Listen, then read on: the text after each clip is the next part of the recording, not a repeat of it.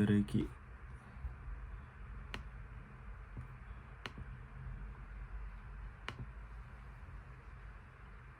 Tá rolando aí, aqui pra mim tá estranho o lance. Tá, eu vou cancelar. Diga. Não, eu pensei que eu saberia. Só que não tá indo compartilhar, tô achando estranho.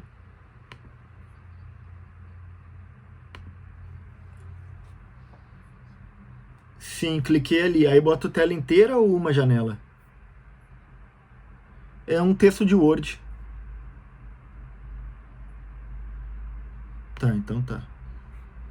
Já tá aberto. Ah, tá, achei aqui. Bora. Ah, tá, eu devia ter clicado. Tá, saquei. Então tá.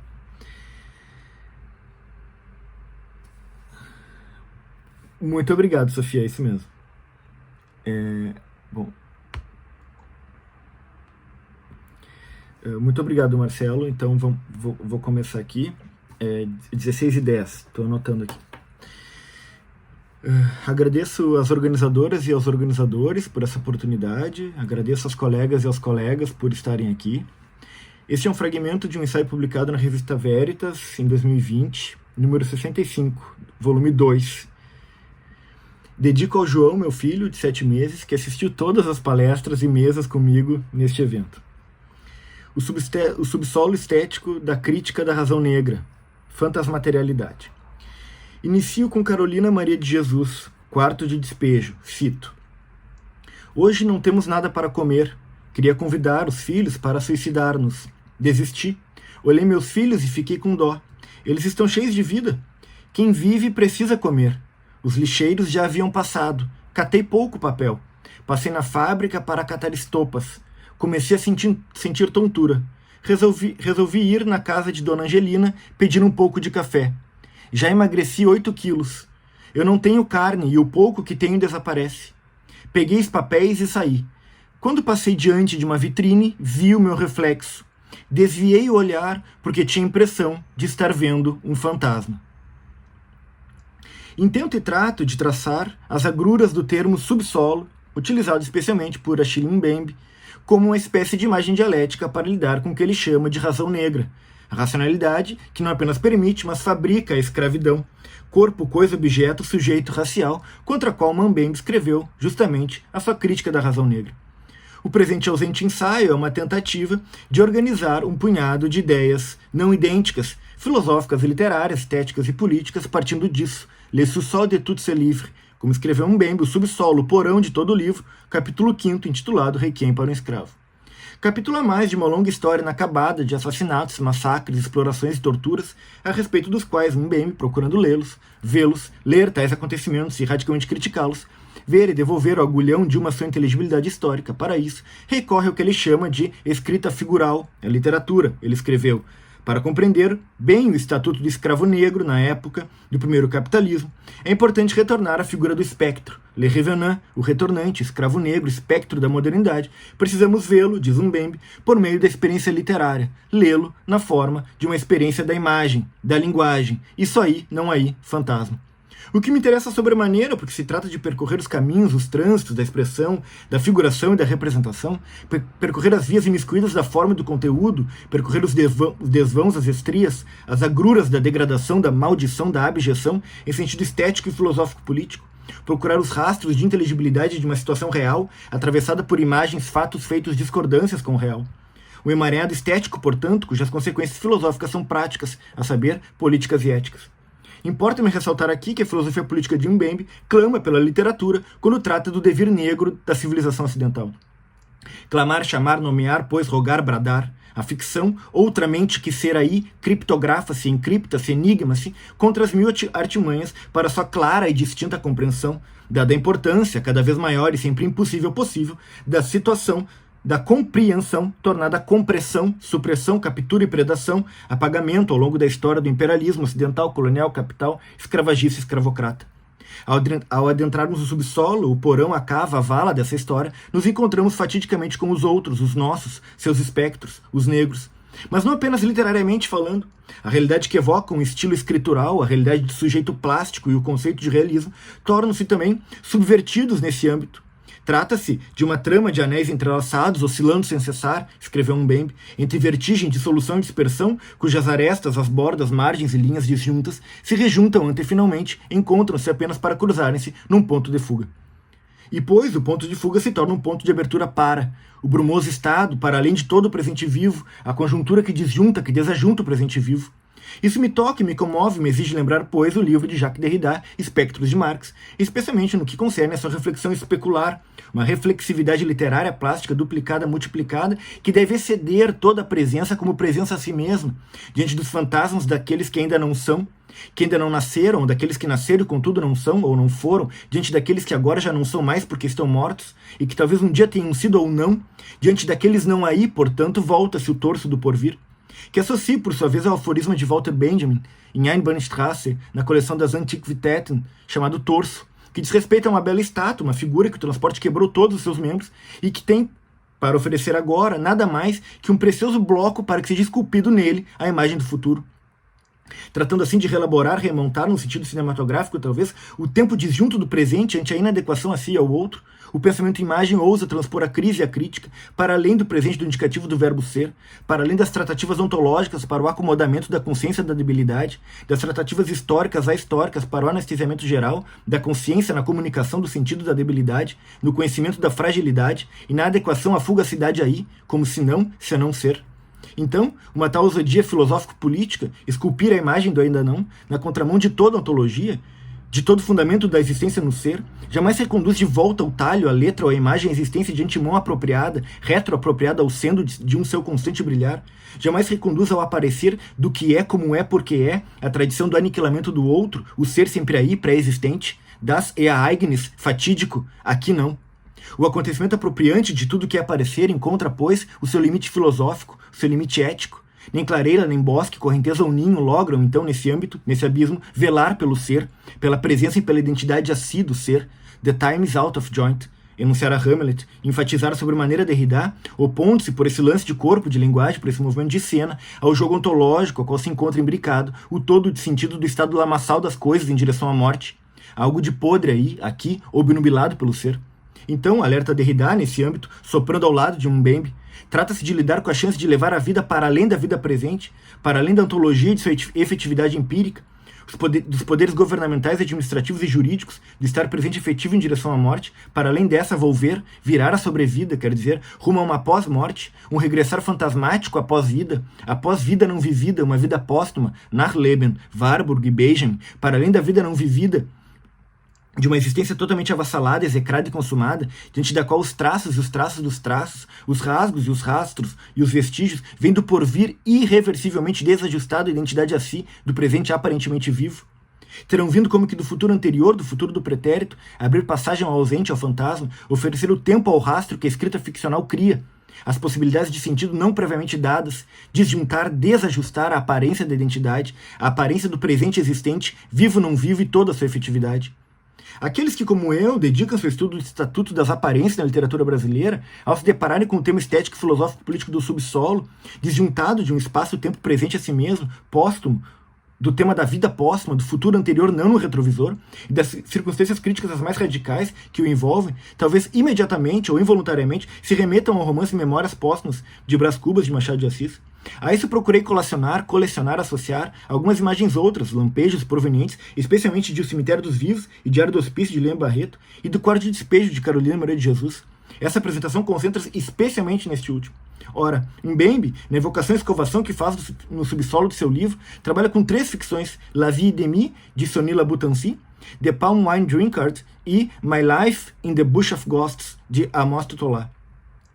Trato, pois, de oferecer uma espécie de diálogo com as imagens já apresentadas pelo filósofo, imagens essas entendidas como dialéticas, no sentido crítico cristal apontado pela estética de Benjamin, porque há muitas vezes que levam ao subsolo da crítica da razão negra, ao adentrarmos o qual encontraremos não apenas as literaturas, as ficções apontadas expressamente por Mbembe, mas muitas outras, globalmente falando, mesmo fora do domínio próprio do autor, à espera de se tornarem evidentes. Então, parece nebuloso pensar que já o dentro e o fora dessas vias jamais serão ou estarão plenamente definidos, circunscritos aí, e as evocações literários no circuito de uma constelação teórica devem nos deixar ainda mais atentos ao fato de que as imagens críticas trazidas por Mbembe cintilam em sua composição textual e por mais de um ângulo se deixam atravessar pela luz, rondando a forma e o conteúdo da inteligibilidade das condições sistemáticas às quais os escravos negros foram submetidos, a escravidão cuja tendência à universalização constitui ao juduí, agora, pois, senão a norma, pelo menos a parte que cabe a todas as humanidades subalternas, o quinhão desse latifúndio, que quer dizer que o devir negro do mundo tem significado universal, não apenas local, a fungibilidade, a descartabilidade ou a intercambiabilidade universal do negro e a sua solubilidade no mercado da vida e da morte, alcança todas as subalternidades, inclusive as não humanas, o devir negro do mundo vindo a ser a norma da existência planeta fora, alcança o limiar, a bruma, desde onde se deixa ver próprio e impropriamente sentir, ali está, não está, o calabouço das aparências, uma cova, um tal estado úmido, de fato brumoso, articulado micro e macroscopicamente, humus de onde despertam sentidos múltiplos, que há muito deixaram de ser evidentes, e que desde as ruínas sobre ruínas despertam em rearticulações de traços, brumas de traços póstumos, os fantasmas das suas articulações prévias. Lidar com os espectros. Só uma pergunta, Marcelo. Falta 10, né? Tá, falta 10. Show de bola, tá justo. Lidar com os espectros, com a sua brumosa qualidade fisionômica, com a transitoriedade, Vergänglichkeit, deperecimento, ruinância, aquém do presente do indicativo, portanto fora do controle arqueontológico da presença, jungido ao que provém a cada momento, estado, estada, presente a si para si. Lidar à maneira de um fantasma contra o status quo, conferir à sepultura toda a sua força subversiva, e desmontar, nesse sentido, desarmar as dimensões ontológicas das quais decorrem a fabricação dos sujeitos raciais, a partir das artificialidades levadas a cabo fisicamente, materialmente empreendidas, realizadas contra outrem de fato, consolidadas por operações que são ao mesmo tempo do imaginário das baionetas e dos navios e troncos e chicotes, articulando a aparência e verdade simulacro, a raça, o racismo e a colonização, o capitalismo, a escravidão e o fascismo, consubstanciando-se assim nas formas de estabelecer e afirmar um exercício de poder ancorado em forças pulsionais, desmontar isso. Porque a raça, para que possa operar como afeto, pulsão, espelho, espéculo, deve-se fazer imagem, forma, superfície e figura, brutalmente sobredeterminadas. A raça deve, sobretudo, fazer funcionar uma estrutura imaginária, la logique d'enclos, a lógica do curral, a qual supõe tanto um elevado grau de bio e necrotecnologia de governo, quanto de estupidez, de barbárie, ódio e idiotia. E o negro, sequestrado, escravizado, torturado, representa, contudo, uma figura problemática, uma imagem perturbadora da e para a modernidade e contemporaneidade, quer dizer, o negro, a negra, escravizados, representam, portanto, em sentido crítico, estético e político, não obstante todas as extremidades do irrepresentável, dos curtos-circuitos da representação, que terão escancarado em seus corpos as chances de narrar o sofrimento desde uma forma sensível e ímpar, configurando-se enquanto humanidade subalterna, transfigurando-se enquanto devir subalterno do mundo, conformando, desconformando e desconfortando a parte sombria deste mundo, de mistério, de escândalo, seja porque suas capacidades de descendência e geração foram barradas e borradas de várias formas, esterilizadas, anestesiadas, definhadas e detrupadas, seja porque faz figura nele e nela o rosto desfigurado do agora, transfigurado, o rosto do trabalho espoliado, nas palavras de Mbembe, o negro, a negra, testemunham pela parte da humanidade mutilada, marcada a ferro pela alienação, e por isso assombram a modernidade e a modernidade tardia, justamente em virtude das possibilidades insurrecionais radicais que seu testemunho carrega consigo, a memória do futuro, o futuro do pretérito da libertação, a libertação do jugo e do jogo ontológico de uma sociedade, a nossa sociedade, ocidental, capitalista, colonialista, racista, cuja abstrata e concreta consistência depende injustamente da subjugação de outrem. Cito fragmentos escritos por Carolina Maria de Jesus em Quarto de Despejo. Estendi as roupas rapidamente e fui catar papel. Que suplício catar papel atualmente. Tenho que levar a minha filha Vera Eunice. Ela está com 2 anos e não gosta de ficar em casa. Eu ponho o saco na cabeça e levo-a nos braços. Suporto o peso do saco na cabeça e o peso da Vera Eunice nos braços. Tem hora que revolto. Depois domino-me. Ela não tem culpa de estar no mundo. Os políticos sabem que eu sou poetisa. E que o poeta enfrenta a morte quando vê seu povo oprimido. Ontem comi aquele macarrão do lixo, com receio de morrer. Os favelados, aos poucos, estão se convencendo que para viver precisam imitar os corvos. É horrível ter só ar dentro do estômago. E assim, no dia 13 de maio de 58, eu lutava contra a escravatura atual, a fome. Fui na sapataria retirar os papéis, o sapateiro perguntou-me se meu livro é comunista. Respondi que é realista. E ele disse-me que não é aconselhável aconselhava escrever a realidade. Eu estava pagando pro sapateiro e conversando com um preto que estava lendo um jornal. Ele estava revoltado com o guarda civil que espancou um preto e amarrou numa árvore. O guarda civil é branco. Quem sabe se o guarda civil ignora que já foi extinta a escravidão e ainda estamos no regime da chibata? Mbembe aponta para as cascas, as carcaças, as sobras do corpo do escravo negro depois de destrinchado ou descarnado, desjuntado à extensão dos destroços, os quais, ao aparecerem, transparecem, tornam-se enigmas, fantasias, fantasmas, aparição, surgimento na ficção dos destroços do ente, os fragmentos do não-ente, insurgindo subitamente disjuntos, precariamente ungidos, ligados às afinidades e desafinidades, que apontam para o trânsito entre a realidade e a realidade da imago, e entre esta e a realidade de um conteúdo histórico latente ou emergente, sem que seja possível entrar na posse intransitiva do que é ou seria o seu éter, a sua quinta essência, o seu firmamento. O nome negro, negra, remete assim a uma fantasmagoria, diz Mbembe. E sofre uma tripla lógica de ossificação sob esse nome de determinadas pessoas, e o mundo também. Lembro de novo que escreveu Carolina Maria de Jesus. Passei no frigorífico, peguei uns ossos. As mulheres vasculham o lixo procurando carne para comer, e elas dizem que é para os cachorros. Até eu digo que é para os cachorros. Envenenado, carbonizado, sujeito prototípico, negro, negra, cuja vida é feita de resíduos calcinados, de uma duxieme ontologia, segundo a natureza, se usarmos os termos de Hegel, Marx, Lucas, Adorno e Benjamin, uma chaga, ferida viva, corrosão da vida não vivida, vida vivida não vivida, putrefata, subtraída. E então, um senhor, ao passar, parar e olhar uma reunião de indigentes no dia 24 de dezembro em São Paulo, perguntava-se: será que esse povo é desse mundo? Foi o que registrou Carolina Maria de Jesus. Eu achei graça e respondi: nós somos feios e mal vestidos, mas somos deste mundo.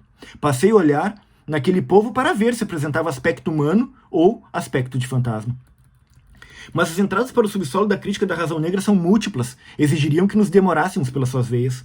Arrastado pela literatura e pela fatalidade das palavras e das imagens, com elas criadas para expressar ou apresentar o subsolo, a ruína e a destruição que continuamos a experimentar visceralmente, recordo que Frantz Fanon reivindicava justamente uma tomada de posição diante da linguagem, para que a luta contra o racismo e a razão negra, a combinação de volúpia, frenesi e crueldade, corpo e espelho fantasmáticos no interior de uma economia das sombras, pudesse levar a cabo a desconstrução do logos e seu modus operandi, como escreveu Mbembe, uma desconstrução generalizada da existência, diante da qual se trata de despertar as potências adormecidas da insurgência, da insurreição, da imaginação, da crítica contra um estado de coisas ele mesmo espantoso por excelência.